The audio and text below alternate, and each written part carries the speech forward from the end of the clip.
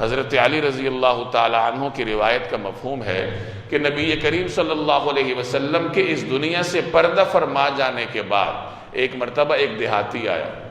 اور آپ کے روضہ مطہرہ پر حاضر ہوا اور یہ آیت پڑھی وَلَوْ أَنَّهُمْ إِذْ ظَلَمُوا أَنفُسَهُمْ جَاءُوكَ فَاسْتَغْفَرُوا اللَّهَ وَاسْتَغْفَرَ لَهُمُ الرَّسُولُ لَوَجَدُوا اللَّهَ تَوَّابًا رَحِيمًا، اور زار و قطار رونے لگا کہ یا رسول اللہ میں آپ کی بارگاہ میں حاضر ہوا ہوں، میرے لیے استغفار فرمائیے۔ تو روایت میں آتا ہے کہ وہاں موجود لوگوں نے نبی کریم صلی اللہ علیہ وسلم کے روضہ مطہرہ کے اندر سے آواز سنی قد غفر لک، کہ جاؤ تمہاری مغفرت کر دی گئی ہے۔ اس قسم کے اور بھی روایات منقول ہیں مختلف تاریخی کتابوں میں، سیرت کی کتابوں میں، کہ جن میں ایسے خوش نصیبوں کو نبی کریم صلی اللہ علیہ وسلم کی بارگاہ سے جواب بھی ملا ہے۔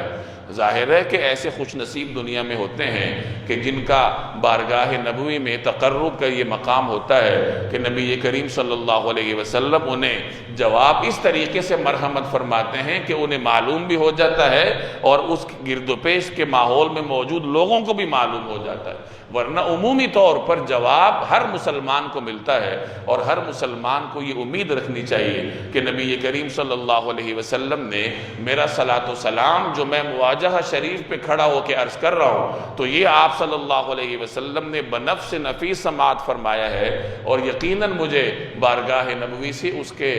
جواب کی سعادت بھی نصیب ہوئی ہوگی۔ لیکن خوب یاد رکھیے کہ یہ سعادتیں سمیٹنے کے لیے بنیادی شرط ادب ہے کہ وہاں مدینہ طیبہ میں ادب کا جتنا ہو سکے خیال رکھا جائے۔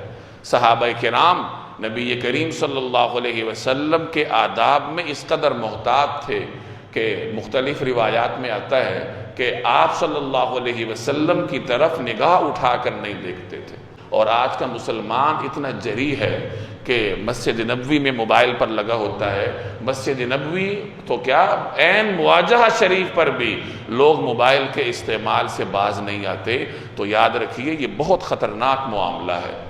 وہاں کا معاملہ ایسا ہے کہ اگر قبولیت ہو گئی تو دنیا اور آخرت کی سعادت مل گئی، اور اگر ادنا سی بے ادبی بھی ہو گئی تو دنیا اور آخرت کی محرومی لے کر واپس آئیں گے۔ اس لیے مدینہ طیبہ میں آداب کا بہت لحاظ رکھنا چاہیے۔